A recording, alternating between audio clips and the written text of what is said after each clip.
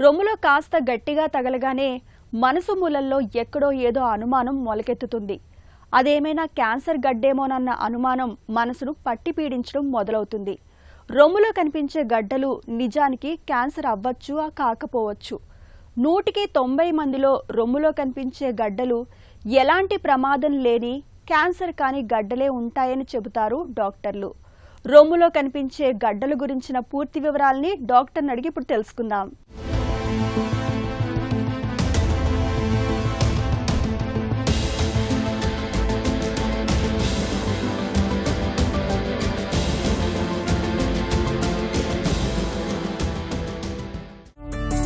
రొమ్ములో కనిపించే గడ్డలన్నీ క్యాన్సరేనా? రొమ్ములో కనిపించే గడ్డలన్నీ క్యాన్సర్ గడ్డలు కాదండి. రొమ్ములో వచ్చే గడ్డల్లో 80% 80% వరకు మామూలు గడ్డలే ఉంటాయి. 20% వరకే క్యాన్సర్ గడ్డలు అయ్యే అవకాశం ఉంటుంది. క్యాన్సర్ కాని గడ్డలు కూడా ఉంటాయా? వాటికి క్యాన్సర్ గడ్డకు మధ్య తేడాలేంటి? బ్రెస్ట్ ఫామ్ అవుతున్నప్పుడు అంటే బ్రెస్ట్ డెవలప్మెంట్ స్టేజెస్లో కొంచెం అబ్నార్మాలిటీస్ అంటే కొంచెం ఎక్కువగా పెరగడం కానీ లేదా ఒక చోట కొంచెం సిస్ట్ లాగా ఫామ్ అవడం కానీ అట్లా ఏమన్నా జరగవచ్చు. దీన్ని యాండీస్ అంటే abnormalities in normal development and involution of breasts అంటారు. అంటే వీటిని చెప్పాలంటే just normal deviation from normal development అంతే. సో వీటిని అవి చిన్న చిన్న నార్మల్ గెడ్డల్లాగా మనకి చేతికి తగలొచ్చు. సో అందుకనే మనం స్క్రీనింగ్ మ్యామోస్ చేసినప్పుడు కూడా బ్రెస్ట్కి గ్రేడింగ్ అనేది ఇస్తాము గెడ్డలకి. సో బైరాయిడ్స్ 1 అని 2 అని 3 అని 4 అని 5 అని అట్లా డిఫరెంట్ గ్రేడ్స్ ఇస్తాము. ఎందుకు అంటే ఆ గెడ్డ ఎంతవరకు క్యాన్సర్ లాగా కనిపిస్తుంది, ఎంతవరకు నార్మల్ గెడ్డలాగా ఉంది అనేది ఈ గ్రేడింగ్ వల్ల మనకి అర్థమవుతుంది.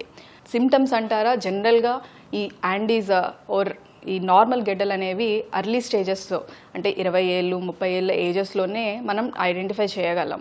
సో యూజువల్గా 40 ఇయర్స్లో 50 ఇయర్స్లో కొత్తగా గెడ్డలు ఏమన్నా వచ్చాయి అంటే అవి డెఫినెట్లీ క్యాన్సర్ గడ్డలు అయి ఉండొచ్చు. సో వీటిని నార్మల్ గడ్డలే పాలగడ్డలే అని అనుకోకూడదు, వాటిని చెక్ చేయించుకోవాలి. నొప్పి లేని గడ్డ ప్రమాదకరమా? నొప్పి ఉంటే క్యాన్సర్ కాదని అనుకోవచ్చా? యూజువల్గా గెడ్డలన్నీ కూడా బ్రెస్ట్లో పెయిన్ లేకుండానే స్టార్ట్ అవుతాయండి. అన్లెస్ గెడ్డలు ఒకవేళ పాలగెడ్డలు అంటే మదర్ పాలిస్తున్నప్పుడు సో గెడ్డ కట్టి అది ఇన్ఫెక్షన్ అయ్యి అది నొప్పి వస్తే తప్ప యూజువల్గా బ్రెస్ట్లో ఫామ్ అయ్యే గెడ్డలన్నీ కూడా పెయిన్ లేకుండానే ఉంటాయి. ఈవెన్ క్యాన్సర్ గెడ్డలు కూడా పెయిన్ లేకుండానే స్టార్ట్ అవుతాయి.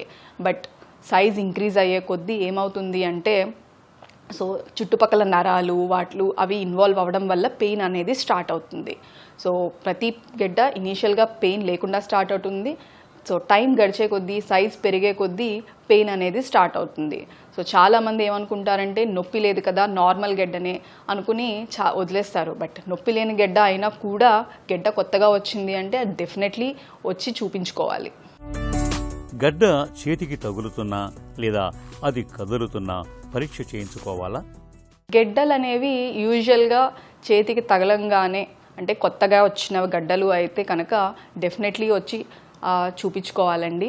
సో చూపించుకున్నప్పుడు డాక్టర్ అనేది మిమ్మల్ని ఎగ్జామిన్ చేసి ఆ గెడ్డ ఎట్లా ఉంది అంటే చేతికి మూవ్ అవుతున్నా కూడా ఎట్లా మూవ్ అవుతుంది, so with in the breast move అవుతుందా, బ్రెస్ట్తో పాటు మూవ్ అవుతుందా, సో ఎట్లా మూవ్ అవుతుంది అనేది చూస్తాము. With in the breast move అవుతుంటే జనరల్గా బినైన్ గెడ్డలే ఉంటాయండి, అంటే నార్మల్ గెడ్డలే ఉంటాయి. ఒకవేళ బ్రెస్ట్తో పాటు మూవ్ అవుతుంది, బ్రెస్ట్కి సో బ్రెస్ట్లో అటు ఇటు మూవ్ అవ్వలేకపోతుంది, లేదా దేనికన్నా పట్టేసి ఉంది, లేదా చర్మానికి కొంచెం అతుక్కున్నట్టు అనిపిస్తుంది. సో ఒక్కొక్కసారి ఏంటంటే ఈవెన్ మూవ్ అవుతున్నా కూడా చర్మానికి అటాచ్మెంట్స్ అనేవి ఉండొచ్చు. అలాంటప్పుడు కూడా అవి క్యాన్సర్ గడ్డలు అయి ఉండొచ్చు. గడ్డతో పాటు చర్మం లోపలికి లాగినట్లు కనిపించటం, సనుమనలో మార్పులు ఉంటే దాని అర్థం ఏమిటి?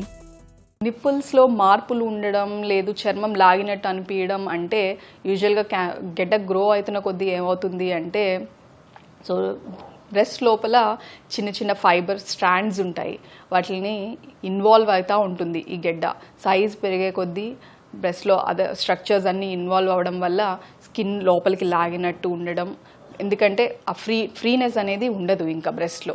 సో వెనక్కి లాగినట్టు అనిపించడం, లేదా నిప్పుల్లో అంటే నిప్పులు కూడా వెనక్కి లాగినట్టు అనిపించడం, వెనక్కి వెళ్ళినట్టు అనిపించడం, సో ఇట్లాంటివన్నీ కూడా జరగవచ్చు. యూజువల్లీ అట్లా ఉంటే ఏంటంటే లోపల క్యాన్సర్ గడ్డ ఉంది అనేది సూచిస్తుంది.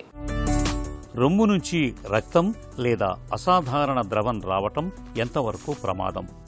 నిప్పుల నుంచి డిశ్చార్జ్, అది ఎలాంటి డిశ్చార్జ్ అనేది మనం చూడాలి. పాలలాగా వస్తుందా? పాలలాగా వస్తే యూజువల్గా హార్మోనల్ చేంజెస్ అని అంటాము. ఒకవేళ గ్రీనిష్గా అంటే పచ్చ రంగులో ఉందా, సో ఎట్లా ఎల్లో కలర్లో ఉందా, స్మెల్ ఇన్ఫెక్షన్ సైన్స్ ఏమన్నా ఉన్నాయా బ్రెస్ట్లో, ఇవన్నీ చూస్తుంటాము.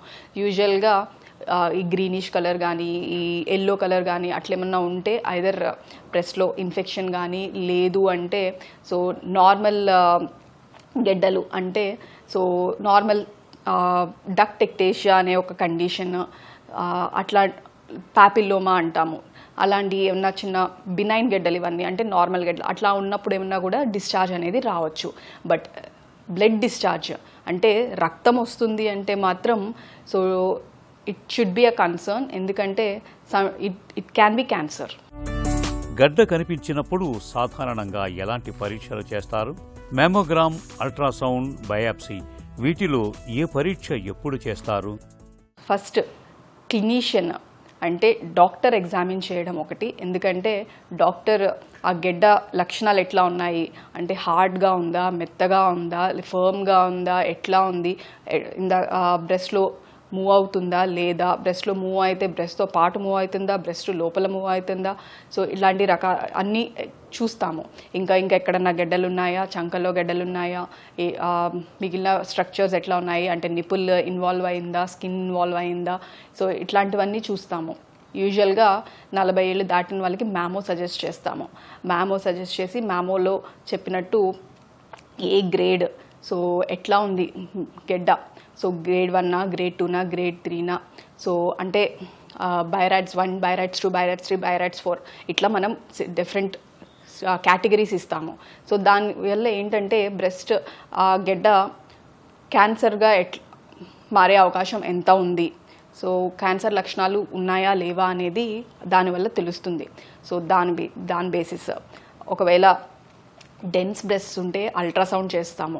అల్ట్రాసౌండ్లో కూడా మనకి బ్రెస్ట్ లంప్ క్యారెక్టర్ అంటే గెడ్డ క్యారెక్టర్ అనేది అర్థమవుతుంది.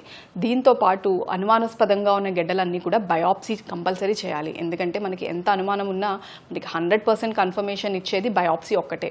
సో బయాప్సీ అంటే ఒక చిన్న సూది పెట్టి సో దాంట్లో నుంచి చిన్న ముక్క తీసి అది క్యాన్సరా కాదా అనేది టెస్ట్ చేస్తాము.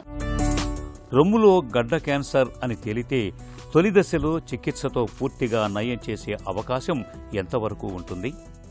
ఒక గెడ్డ మనం డిటెక్ట్ చేసిన తర్వాతనండి బ్రెస్ట్ క్యాన్సర్ గెడ్డ అనేది it's not a single entity. So దాంట్లో మళ్ళీ రకాలు ఉంటాయి. హార్మోన్ పాజిటివ్ అని, ట్రిపుల్ నెగటివ్ అని, HER2 పాజిటివ్ అని, సో ఇందులో 3 రకాలు ఉంటాయి. దాంతోపాటు గ్రేడ్ ఎట్లా ఉంది, సో Ki-67 అని, సో IHC చేస్తాము, కేఎస్ ఇవన్నీ టెస్ట్ చేస్తాము. వీటితో పాటు పేషెంట్ ఏజ్ ఏంటి, సో ఫ్యామిలీ హిస్టరీ ఏంటి, అవన్నీ కూడా చూస్తాము. సో దాన్ని బట్టి మిగిలిన టెస్ట్లు అంటే స్టేజింగ్ టెస్ట్లు, సో ఏ స్టేజ్లో ఉంది అనే దానికి సో పెట్ స్కాన్ కానీ లేదు అంటే నార్మల్ CT స్కాన్స్ కానీ అవన్నీ కూడా చేస్తే మనకి ఒక స్టేజ్ ఏంటి, ఒక గ్రేడ్ ఏంటి, సో టైప్ ఏంటి అనేది తెలుస్తుంది.